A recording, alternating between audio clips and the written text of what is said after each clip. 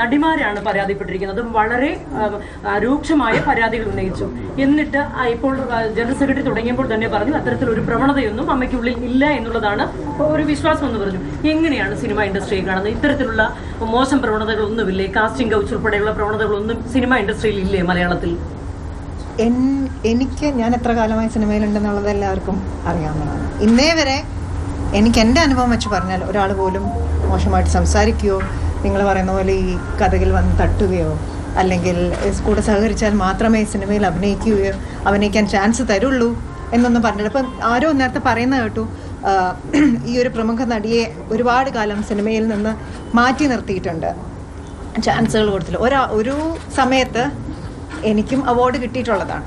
അങ്ങനെയാണെങ്കിൽ ഇപ്പം ഞാൻ അഭിനയിക്കുന്നില്ല. അത് ആളുകള് അവർക്ക് ഞാൻ ജോമോളുടെ ചോയ്സ് ആയിരുന്നു. ഇത് അങ്ങനെയല്ലേ? ഇത് പാർവതി വളരെ കത്തി നിൽക്കുന്ന സമയത്ത് പെട്ടെന്ന് അപ്രത്യക്ഷയായി വളരെ ആക്റ്റീവാണ്. പക്ഷെ അവരിപ്പോ അവരഭിനയിച്ചൊരു അത് നമ്മളൊരു ഡയറക്ടറുടെയോ അല്ലെങ്കിൽ ഒരു റൈറ്ററുടെയോ ക്രിയേറ്റിവിറ്റി നമുക്ക് അത് ഞാൻ അങ്ങനത്തെ കാര്യങ്ങളൊക്കെ ഒരു ഡയറക്ടറുടെയോ അല്ലെങ്കിൽ ഒരു റൈറ്ററുടെയോ ക്രിയേറ്റിവിറ്റിയെ നമുക്ക് ചോദ്യം ചെയ്യാൻ പറ്റും. അതിൽ നമുക്ക് ഇടപെടാൻ പറ്റില്ല. പേരിൽ ആർക്കും അവസരം ലഭിക്കാതിരുന്നിട്ടില്ലെന്നാണ് പറയുന്നത്. എന്നല്ല ജോമോളുടെ അനുഭവം പറയാൻ പറ്റുള്ളൂ, ജനറലി ഇത് പറയാൻ പറ്റില്ല. ജോമോൾ മറുപടി പറയേണ്ടത് അങ്ങനെയാണ്. ജോമോൾ ഇപ്പൊ പറഞ്ഞത് എനിക്ക് അനുഭവമില്ലെന്ന്. എനിക്ക് എന്നുള്ളല്ലോ പറയേണ്ടത്. അതൊരു ഇൻഡസ്ട്രിയെ പ്രതികരിച്ചുകൊണ്ടേ പറയാൻ. ഇത്രയും നടിമാർ പരാതിപ്പെട്ടിരിക്കുന്നു. അപ്പൊ അങ്ങനെയാണോ മറുപടി പറയേണ്ടത്? അല്ല, എനിക്ക് എന്റെ അനുഭവം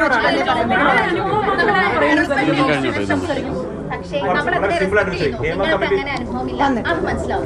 പക്ഷേ ഞാൻ ചോദിക്കുന്നത്, നിങ്ങൾക്ക് സഹപ്രവർത്തകർ ഒരുപാട് പേരുണ്ട്, ഇത്തരം അനുഭവങ്ങൾ ഷെയർ ചെയ്തിട്ടുണ്ടാവാം, അല്ലെങ്കിൽ ഇത്തരം അനുഭവങ്ങൾ ഉള്ളവരെ പറ്റി കേട്ടിട്ടുണ്ടാവാം. അല്ലാതെ പക്കെ ഇങ്ങനെ സുതാര്യമായ ഒരു അവസ്ഥയിലാണ് സിനിമാ മേഖല പോകുന്നെങ്കിൽ ഇപ്പൊ ഈ ഹേമ കമ്മിറ്റി റിപ്പോർട്ട് ഉണ്ടാവത്തില്ലായിരുന്നു. അതല്ലേ സിദ്ദിഖ പറഞ്ഞത്, അങ്ങനെ അനുഭവങ്ങൾ നമ്മളുടെ അടുത്ത് വന്നിട്ടുണ്ടെങ്കിൽ, നമ്മൾ അറിഞ്ഞിട്ടുണ്ടെങ്കിൽ തീർച്ചയായിട്ടും നമ്മൾ അവരുടെ കൂടെ തന്നെ ആയിരിക്കും.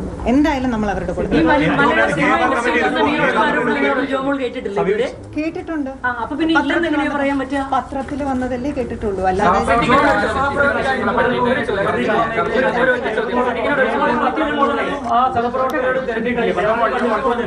അവരൊക്കെ എന്റെ മാധ്യമപ്രവർത്തകരടക്കം വിവരാവകാശ രേഖ ഫയൽ ചെയ്തിട്ടാണ്. കഴിഞ്ഞ 5 വർഷമായിട്ട് സർക്കാരിന്റെ കയ്യിലായിരുന്നു. അതൊന്ന് കാണാൻ ആഗ്രഹിച്ചിട്ടുണ്ടായിരുന്നു. ഈ റിപ്പോർട്ട് ഒന്ന് പുറത്തു വരണം ആഗ്രഹിച്ചിട്ടുണ്ടായിരുന്നു. അമ്മയുടെ ഭാഗത്തുനിന്ന് ഒരു RTI എങ്കിലും ഫയൽ ചെയ്തിട്ടുണ്ടായിരുന്നു. ഇല്ല, റിപ്പോർട്ട് പുറത്തു വരണമെന്നൊരു ആവശ്യമോ റിപ്പോർട്ട് പുറത്തു വരരുതെന്ന് ഒരു നിർദ്ദേശമോ ഞങ്ങളുടെ ഭാഗത്തുനിന്ന് ഉണ്ടായിട്ടില്ല. ഞങ്ങൾ അങ്ങനെ രണ്ടും ആവശ്യപ്പെട്ടില്ല. റിപ്പോർട്ട് ഞങ്ങൾക്ക് വായിക്കണമെന്നും പറഞ്ഞിട്ടില്ല, റിപ്പോർട്ട് പുറത്ത് വിടരുതെന്നും പറഞ്ഞിട്ടില്ല. റിപ്പോർട്ട് വന്ന സമയത്താണ് ഇത് വായിച്ചിട്ട് പല കാര്യങ്ങളും നമുക്ക് മനസ്സിലാക്കാൻ സാധിച്ചതിനെ കുറിച്ചാണ് നമ്മൾ പ്രതികരിച്ചത്. ഇത്രയും സമയം